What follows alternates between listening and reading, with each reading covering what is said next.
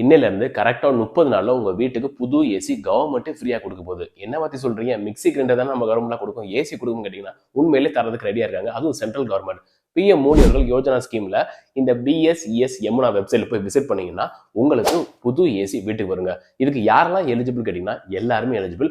ஒரு ஆளு 3 ஏசி வரைக்கும் வாங்கிக்க முடியுமாங்க. அதுக்கு நீங்க என்ன செய்யணும்னு ஸ்டெப் பை ஸ்டெப்பா சொல்றேன். வீடியோவை ஃபுல்லா பாருங்க. இதுக்கு ஃபர்ஸ்ட் உங்க வீட்டுல ஆல்ரெடி ஏசி இருக்கணும். ஒரு 8 வருஷம் இல்ல அதையும் தாண்டி நீங்க யூஸ் பண்ணிட்டு இருக்கீங்கன்னா உங்களுக்கு 60% வரைக்கும் ஆஃபர் தராங்க.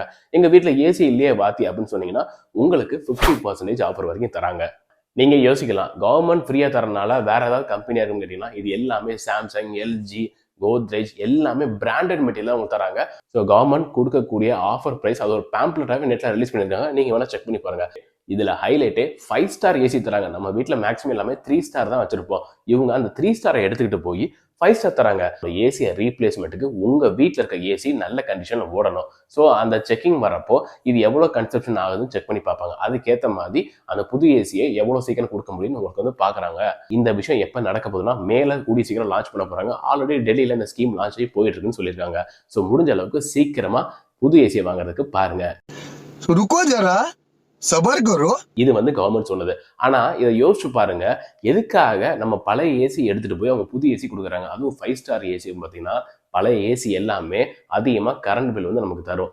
புதுசா வந்துருக்க டெக்னாலஜியா அதுக்கேற்ற மாதிரி பார்த்தீங்கன்னா லோ கன்சம்ஷன். ஸோ அந்த திட்டத்தை நிறைவேற்றுறதுக்காக தான் புது ஏசி தரேன்னு சொல்லி இப்படி ஒரு அறிக்கை வந்து விட்டுருக்காங்க. ஸோ இந்த அனௌன்ஸ்மெண்ட் இது கைண்ட் ஆஃப் ஒரு ட்ராப் மாதிரி தான். நம்ம பல ஏசி எடுத்துட்டு போய் புது ஏசி கொண்டு தர்றாங்க. இது எல்லாமே யோசிச்சு பாருங்க, உங்களுக்கே புரிய வரும். நான் ரொம்ப டீட்டெயிலாக சொல்ல விரும்பல. இதுக்கு பின்னாடி இருக்க காரணம் ஒரு நல்ல விஷயம் தான், கிளைமேட் கோல்ஸுக்காக. அதாவது எனர்ஜி டிமாண்ட் நாளுக்கு நாள் பார்த்தீங்கன்னா எனர்ஜியோட டிமாண்ட் அதிகமாயிட்டே போகுது. 2038ல் 40% இந்த எனர்ஜி டிமாண்டை கம்மி பண்ணணும் அப்படின்றதுக்காக தான் இந்த பிளானே.